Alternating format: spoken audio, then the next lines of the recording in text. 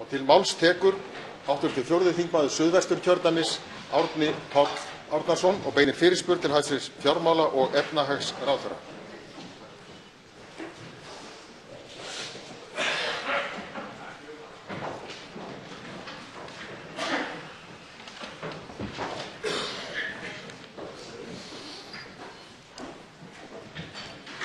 Virðulegi forseti.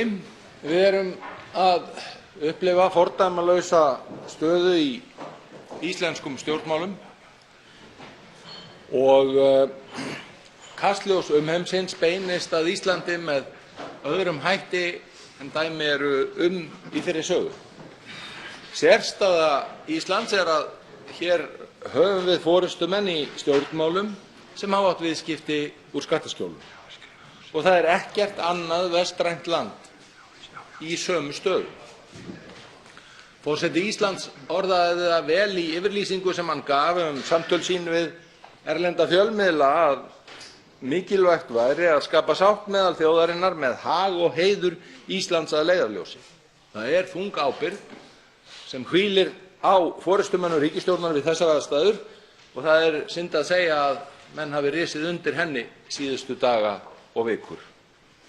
Vandi hæstv. fjármálaráðherra og ríkisstjórnarinnar er að hann hefur átt viðskipti úr skattaskjóli alveg óháð því hversu umfangsmikil þau voru og hann átti þau sem alþingismaður og formaður allsherjarnefndar Alþingis og átti að gera grein fyrir þeim hér á Alþingi.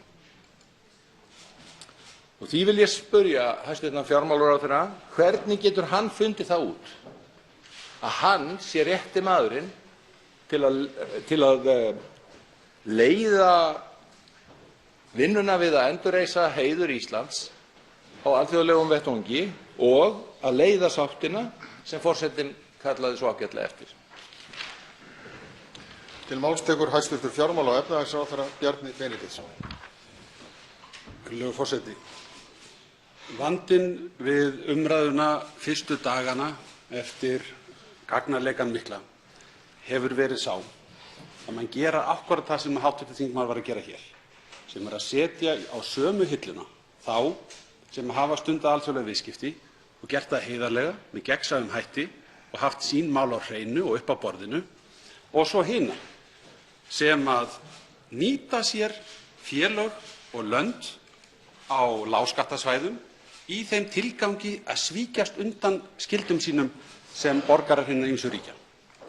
Þeir sem gerir svo hv. þingmaður eru að viðhalda umræðunni og umrótinu.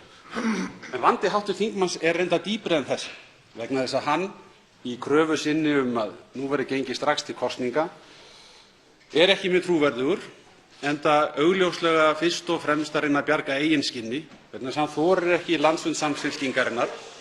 Og þar fyrir utan er þetta, nú ætla ég að fá frið til þess að tala, hæstv. forseti, og síðan er eitt til viðbótar sem ekki er hægt að horfa framhjá, vegna þess að hv. þingmaður tekur þetta djúpt í árunni varðandi alþjóðleg viðskipti.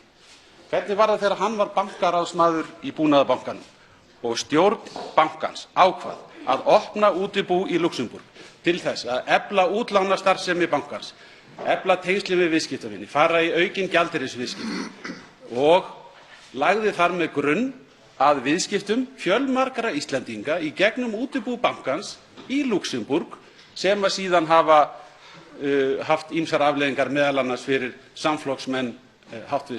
þingmanns. Ég bara óska eftir því að menn beiti sér fyrir því hér á þinginu, vegna þess að það reynir auðvitað mjög á innviði samfélagsins við þær aðstæður sem hér hafa skapast, að menn taki þessa umræðu málefnalega. Það sem að ríkisstjórnin hefur gert í þessari viku eru, eins og hv. þingmaður segir, sögulegir atburðir. Í fyrsta lagi hefur forsætisráðherrann stigið til hliðar og við höfum síðan boðað það að það verði kosningar í haust og þá mun ég ekki hlíta dómi hv. þingmanns heldur dómi kjósenda í þessu landi sem er eina rétta lýðræðislega leiðin til þess að greiða úr svona stöðu. Hv. 4. þingmaður Suðvesturkjördæmis, Árni Páll Árnason, tekur til máls.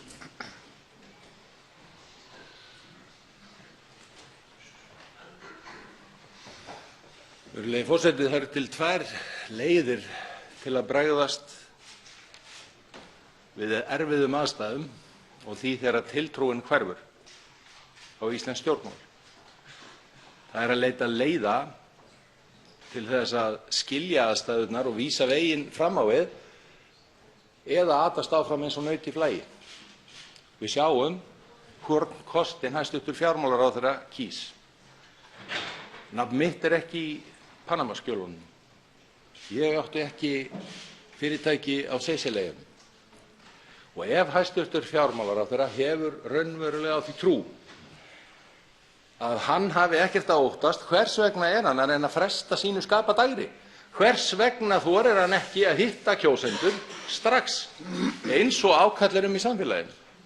Og hvers vegna reynir hann að alla aðra auri frekar en að hjálpa til við að hreinsa orðstír Íslands með því að víkja sjálfur til hliðar? Hæstv. fjármála- og efnahagsráðherra Bjarni Benediktsson tekur til máls. Hæstv. forseti. Ég hef nú ekki kannast við það að hafa gerst frægur fyrir að reyna að ata aðra auri. En það er nú akkúrat það sem hv. þingmaður gerir. Hann er að persónu gera þennan vanda. Ég held að sé ekki góð.